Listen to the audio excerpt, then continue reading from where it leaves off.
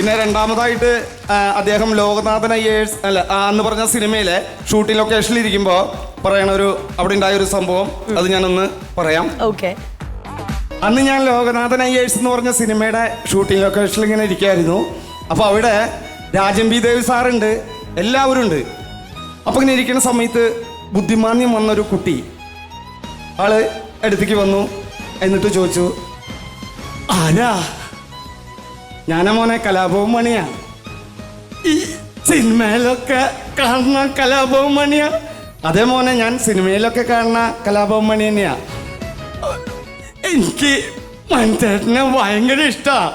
മണിത്തേട്ടനെ എനിക്ക് ഭയങ്കര ഇഷ്ടാ. ഒരു ഒപ്പിട്ട് തരുമോ? ഒരു പേനയും ഒരു പേപ്പറും എൻ്റെ നേരെ നീട്ടിട്ട് അദ്ദേഹം പറയണ ഒരു ഒപ്പിട്ട് കൊടുക്കുമെന്ന് ഇരിക്കണം. അപ്പോൾ അതിനെന്താ മോനെ, ഞാൻ ഒപ്പിട്ട് തരാലോ എന്ന് പറഞ്ഞു.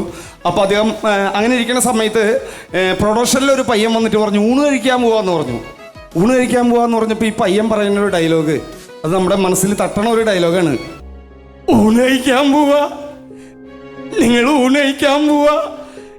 ഞാൻ ഊണ് കഴിച്ചിട്ട് 5 ദിവസമായി.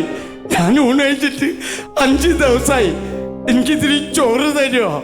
ഈ ഡയലോഗ് തന്നെയാണ് കരിമാടിക്കുട്ടൻ എന്ന് പറഞ്ഞ സിനിമയിൽ രാജൻ ബി ദേവ് സാറിൻ്റെ അടുത്ത് ചോദിക്കണത്.